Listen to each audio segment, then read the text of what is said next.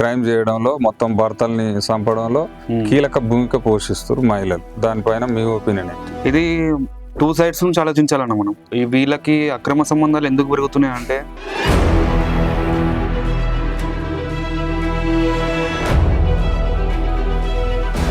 Harpic ఎక్కించింది అని చెప్పి ఎంత వైరల్ అవుతుంది. అవును, ఆమె ఇంతకు ముందు కన్వర్జేషన్ విన్నారా కాల్ లా మీరు? వాళ్ళ బాయ్ ఫ్రెండ్ తోటి కాల్ మాట్లాడుతుంటది. ఆమె చెప్తుంటది, ఆయన కిందికి రానియకు, తాగి ఇంటికి వస్తే నన్ను నరకం చూపిస్తాడు.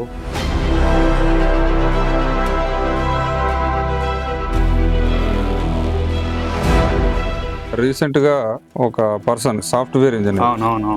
పాపం తను ఏంది హుస్సేన్ సాగర్ లో దూకి చచ్చిపోయాడు. మంచిగా ₹1,00,000 శాలరీ ప్లస్ వస్తుంది.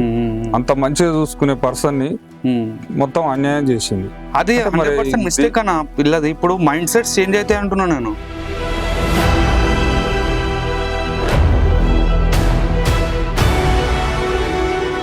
యాక్చువల్గా ఇప్పుడు మన 90s కిడ్స్ వర్సెస్ మన 2020 కిడ్స్ తీసుకుంటే డిఫరెన్స్ ఏందంటారు? డిఫరెన్స్ ఏందన్న, వాళ్ళు చూసేది, వాళ్ళు అనుభవించేది లైఫే కాదు.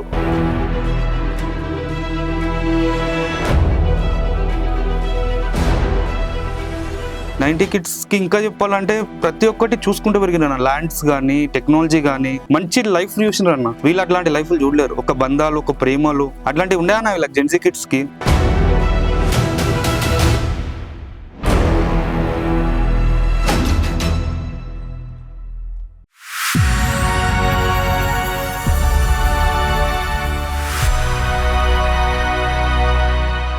హలో, అందరికీ నమస్తే. నేను మీ Srisailam. Welcome to RLR topic. ప్రస్తుతం మన ముందు కార్తిక్ అన్న ఉన్నారు. అసలు సమాజంలో చాలా ఘోరమైనటువంటి పరిస్థితులు అయితే కనబడుతున్నాయి. ఎందుకంటే మహిళల క్రైమ్ రేట్ బలంగా పెరిగింది. మరి ఆ మహిళల యొక్క క్రైమ్ రేటు ఎందుకు పెరుగుతుంది ఏందో అన్న మాటల్లోనే తెలుసుకుందాం. నమస్తే అన్న. అన్నగారికి నమస్కారం. ఫైన్. మీరన్నా? నాది బిందాస్ అన్న. బిందాస్, ముచ్చటే లేదంటారు. చూస్తారు కదా, మొత్తానికైతే కార్తిక్ అన్న జూనియర్ రామ్ రెడ్డి లెక్క అయితే కనబడుతుంది నాకు. అన్న మరి అసలు ఏంది కథ, ఏంది ఇట్లా కనబడడానికి కారణం ఏంటి? లేదు, తిరుపతి ఉండే 2 days back. ఓకే, మొక్కు ఉండే. మొత్తం వెంకటేశ్వర స్వామిని దర్శనం చేసుకొని వచ్చారు. అంతే. అదా కథ. మన లుక్స్ అవన్నీ మ్యాటర్ కాదన్న ముంగట, అందుకే వచ్చేసి. ఓకే, చెప్పాలన్నా. అయితే మరి మన ఫ్యామిలీ బ్యాక్గ్రౌండ్ ఏందన్న? నాది మొత్తం ఖాందాన్ అంతా హైదరాబాద్ అన్న. మదర్ సికింద్రాబాద్, డాడీది పటంచెరు. ఓకే. మొత్తం పుట్టి పెరిగింది మా తాతలు, మా డాడీ వీళ్ళంతా హైదరాబాద్. నేను ఇంతవరకు ట్రైన్ మొన్న తిరుపతికి 2 days బ్యాక్ ఎక్కిన ట్రైన్. ఎందుకంటే అట్లాంటి రాలేదు నాకు. ఇప్పుడు హైదరాబాద్ లోనే తిరగడం, అక్కడి మమ్మీ వాళ్ళది ఇక్కడే, డాడీ వాళ్ళది ఇక్కడే కాబట్టి అవును, వేరే ఏరియాకు పోవాల్సిన అవసరం రాలే. అట్లాంటి మూమెంట్ ఎప్పుడు రాలే. అట్లా. అయితే మరి ఇప్పుడు స్టేట్ దాటి మన పక్క రాష్ట్రానికి వెళ్ళారు, తిరుపతికి వెళ్ళారు కదా, ఎట్లా ఉంది ఫీల్? తిరుపతికి నేను 2-3 times పోయినా. అది కార్లో వెళ్ళినా, సారీ ట్రైన్ లో వెళ్ళినా. ఓకే, ట్రైన్ లో ఎట్లా అనిపించింది జర్నీ? చాలా బాగుంది అన్న ట్రైన్ జర్నీ. శబరి ఎక్స్ప్రెస్ ఉండే. ఓకే, సూపర్ ఉంటుంది మొత్తం. మరి మీరు ఒక్కలే వెళ్ళిరా ఫ్యామిలీతో? మొత్తం ఫ్యామిలీ తోటి అన్న. మా పాపది మొక్కుండే, పుట్టెంటికలు అనేది ఇస్తామని, ఇంకా అక్కడే తెప్పించి ఇచ్చిన. ఓకే, ఎంతమంది అన్న పిల్లలు? నేను ఒక పాప, నాకు రీసెంట్లీ మ్యారీడ్. ఓకే, ఒక 1 year 3 months పాప. 1 year బేబీ. Okay, right. అయితే ఇప్పుడు మరి ప్రస్తుతం మన తెలంగాణ రాష్ట్రంలో క్రైమ్ రేట్ తీసుకుంటే మహిళలదే ఎక్కువ ఉంది. ఆధిపత్యం అనేది మహిళలదే కొనసాగుతుంది. ఇది క్రైమ్ చేయడంలో, మొత్తం భర్తల్ని చంపడంలో కీలక భూమిక పోషిస్తారు మహిళలు. మరి ఎందుకంటారు? దానిపైన మీ ఒపీనియన్ ఏంటి? ఇది 2 sides నుంచి ఆలోచించాలన్న మనం. ఒకటి, ఇప్పుడు ఈ వీళ్ళకి అక్రమ సంబంధాలు ఎందుకు పెరుగుతున్నాయి అంటే హస్బెండ్ టైం ఇవ్వకపోవడం, ప్లస్ ఇప్పుడు తాగి కొట్టడము. ఫస్ట్ వాళ్ళ మైండ్ సెట్ చేంజ్ కావడానికి మనం ఒక స్కోప్ ఇస్తున్నాం. ఒక హస్బెండ్ గా ఒక స్కోప్ ఇచ్చిన తర్వాతనే వాళ్ళు నెక్స్ట్ అక్రమ సంబంధాలకి, అరే మావాడు చూసుకోడు, మావాడు ఇట్లా చేయడు, తాగొచ్చి కొడుతుంటాడు, వాళ్ళ మైండ్ డైవర్షన్ కి ఫస్ట్ రీజన్ మనం అవుతున్నాం, వాయిస్ అవుతారు. ఓకే, వాళ్ళు అట్లా చేయడం 100% రాంగ్. కానీ అట్లా చేసే స్కోప్ అయితే మనం ఇస్తున్నాం. ఫస్ట్ థింగ్, ఒకటి బాయ్స్ పాయింట్ ఆఫ్ వ్యూ నుంచి, గర్ల్స్ పాయింట్ ఆఫ్ వ్యూ నుంచి ఆలోచిస్తే మనం ఫస్ట్ ఒక స్కోప్ ఇస్తున్నాం వాళ్ళకి.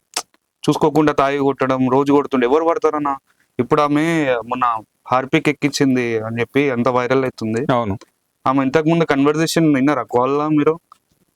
వాళ్ళ బాయ్ ఫ్రెండ్ తోటి కాల్ మాట్లాడుతుంటది. ఆమె చెప్తుంటది, ఆయన కిందికి రానియకు, తాగి ఇంటికి వస్తే నన్ను నరకం చూపిస్తాడు. అట్లా ఎన్ని రాత్రులు చూసింది ఆమె నరకం ఆయనతోటి, ఇంకా భరించలేక చేసిండొచ్చు. ఓకే. అండ్ తను చేసింది 100% కరెక్ట్. కాకపోతే వాళ్ళ పాయింట్ ఆఫ్ వ్యూలో కూడా కొంచెం ఆలోచించాలి మనం. ఇట్లా మనం ఇంకొకటి చెప్పాలంటే వీళ్ళకి ఏమైపోతుందంటే డైలీ మనం వాట్సాప్ కానీ ఇన్స్టాగ్రామ్ కానీ సోషల్ మీడియా ఎక్కువైపోయి అవును. వాళ్ళ బాయ్ ఫ్రెండ్ ఇప్పుడు నార్మల్ కామన్ గా చూపిస్తున్నారు అలా వాట్సాప్ ఇన్స్టాగ్రామ్ లా. టెక్నాలజీ అప్గ్రేడ్ అయ్యి అరే నాతో ఇట్లా ఉంటే బాగుంటది, ఇప్పుడు సంసారం వదిలేస్తుంటారు చాలా మంది, లైట్ తీసుకుంటున్నారు. ఇంతకు ముందు ఇజ్జత్ ఇవన్నీ ఉంటుండే, ఇజ్జత్ కావాలి, పిల్లలు, సంసారం, బాధ్యత. కానీ ఇప్పుడు అట్లాంటిది ఏం లేదు ఎవరికి. ఏమైతే అది చూసుకుందాం అన్నట్టు తయారైపోయారు. అందుకే క్రైమ్ రేట్ పెరగడానికి సోషల్ మీడియా కూడా ఒక కారణం అని చెప్పుకోవాలి మనం. ఓకే. ముఖ్యంగా ఇప్పుడు ఈ 10-15 సంవత్సరాల నుంచి మొత్తం ఇన్స్టాగ్రామ్, అవును, అవును. ఫేస్బుక్ వల్ల మొత్తం అంటే సర్వనాశనం అయింది అనేసి చాలా మంది పెద్దవాళ్ళు అయితే అంటారు. అవును. ఇది ఎంతవరకు కరెక్ట్? ఇప్పుడు మనకి ఎంక్వైరీస్ లేకుండా, ఇప్పుడు మనం ఫ్యామిలీ బ్యాక్గ్రౌండ్ తెలుసుకోకుండా బాయ్స్ కూడా చాలా మంది ఏం చేస్తున్నారు, పెళ్లి చేసేస్తే సెట్ అయిపోతాడు, పెళ్లి చేసుకున్న తర్వాత అంత సెట్ అయిపోతుంది అని చెప్పి పెళ్లి చేసేస్తున్నారు. ఆ పిల్లకి ఇష్టం ఉందో లేదో, ముందేమైనా ఎఫర్ట్స్ ఉన్నాయో ఎట్లుందో ఏం తెలుసుకోకుండా డైరెక్ట్ పోతుండ్రు, సంబంధం చూసేసుకుంటారు, చేసేసుకుంటారు. మంచిగా ఉంటే వెళ్ళండి కూడా అన్న. ఇప్పుడు ఇష్టం లేని పెళ్లి చేసుకుంటది, కొన్ని రోజులకి వాడు గుర్తొస్తాడు, మళ్ళీ ఇదంతా అక్రమ సంబంధం దారితీసి వీని ప్రాణంకే వస్తుంది. బెస్ట్ నా సజెషన్ ఏంటంటే ముందు వెనుక ఒకసారి చూసి ఎంక్వైరీస్ చేసి పెళ్లి చేసుకోవడం అనేది కరెక్ట్. ఇంకా ఇంకా డీప్గా చెప్పాలంటే లవ్ మ్యారేజ్ 100% బెటర్ అన్న నన్ను అడిగితే. ఎందుకంటే ఆ పిల్ల గురించి నీకు తెలుసు ముందు నుంచి, ఏం మెంటాలిటీ, ఏం మైండ్ సెట్, ఇట్లాంటివి తెలిసి చేసుకోవచ్చు. అంటే లవ్ మ్యారేజ్ అన్నారు కాబట్టి చెప్తున్నా. ఇక్కడ రీసెంట్ గా ఒక పర్సన్ ఇంజనీర్, సాఫ్ట్వేర్ ఇంజనీర్, అవునవును. పాపం తను ఏంది హుస్సేన్ సాగర్ లో దూకి చచ్చిపోయాడు. రీసెంట్ గా మనం చూసాం. లవ్ మ్యారేజ్, 2 పిల్లలు, ఎంత మంచిగా ₹1,00,000 శాలరీ ప్లస్ వస్తుంది. అంత మంచిగా చూసుకునే పర్సన్ ని మొత్తం అన్యాయం చేసింది. అది 100% మిస్టేక్ అన్న పిల్లది. ఇప్పుడు మైండ్ సెట్స్ చేంజ్ అయితే అంటున్నా నేను. మైండ్ సెట్ ఎప్పుడు ఒకటేలాగా ఉండదు. ఇప్పుడు క్రైమ్ కి ఆ పిల్ల పాల్పడ్డదంటే ఆమె మైండ్ సెట్ చేంజ్ అయిపోయి ఏదో థాట్స్ వాళ్ళకు ఉంటాయి, సంథింగ్ మనం చెప్పలేము.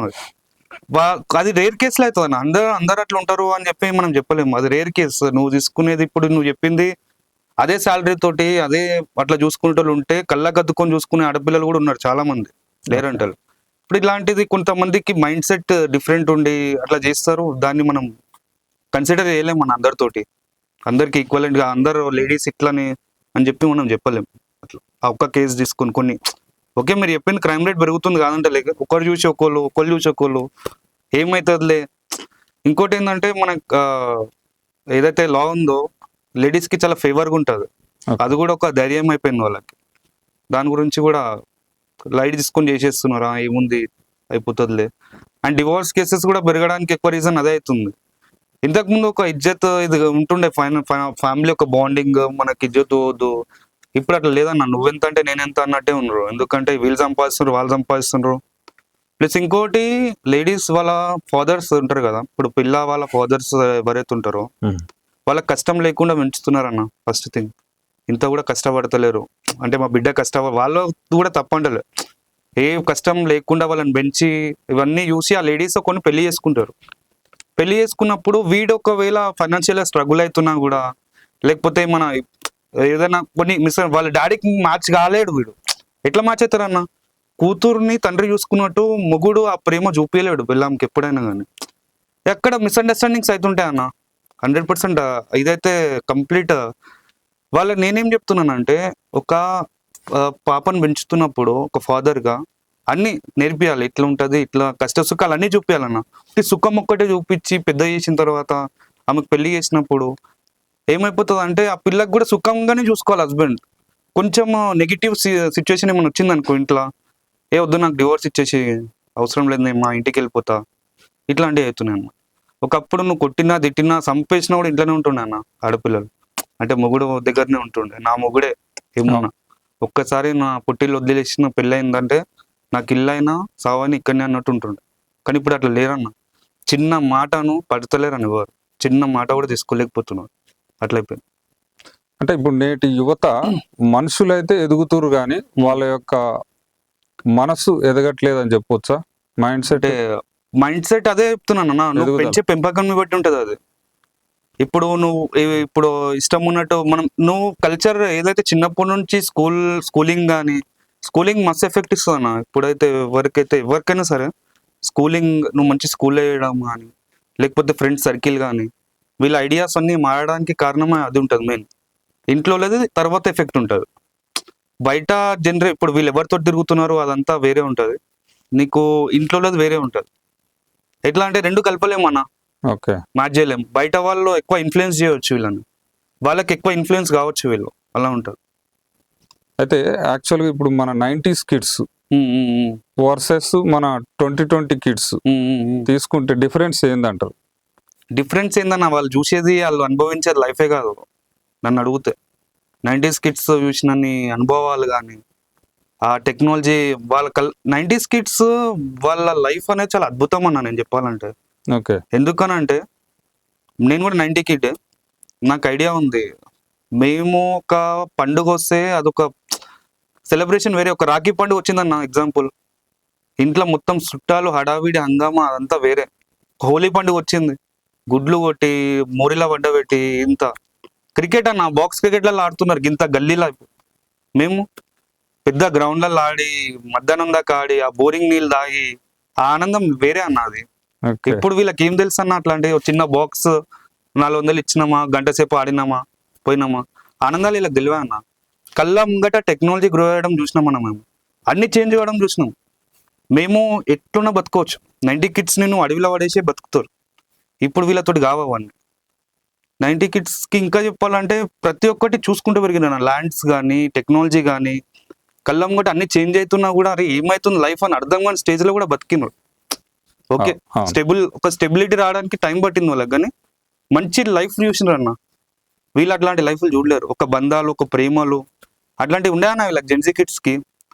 వాళ్ళ స్వార్థం వాళ్ళకి అంతే, ఏం లేదు. అంతెందుకన్నా ఇప్పుడు గణేష్లో ఆన్లైన్లో ఆర్డర్ పెడుతున్నారు అన్న ఇలా జెన్జీ కిడ్స్. గణేష్ పండుగ ఎట్లా చేస్తారన్న 90 కిడ్స్ లా మనం అవును ఒక 2 నెలల నుంచి చందా చేసుడు అవన్నీ చేసి దూల్పేట పోవాలి, ఇప్పుడు సెలెక్ట్ చేయాలి, అది చేయాలి, ఈ గణేష్ ఇట్లా చేయాలి అట్లా చేయాలి. వీళ్ళకింద ఆన్లైన్లో ఒక ఆర్డర్ చేయాలి, ఇంటికి రావాలి, అది ఇలా గణేష్ చేయడం అన్నమాట. అసలు మ్యాచ్ చేయలేమన్నా. పండుగల వాతావరణాన్ని కూడా మొత్తం కలుషితం చేసిరని చెప్పి 100% అన్న. హోలీకి ఏందన్న ఈవెంట్లు పెట్టుకుని పోతున్నారు. హోలీ ఎట్లా ఆడతారు?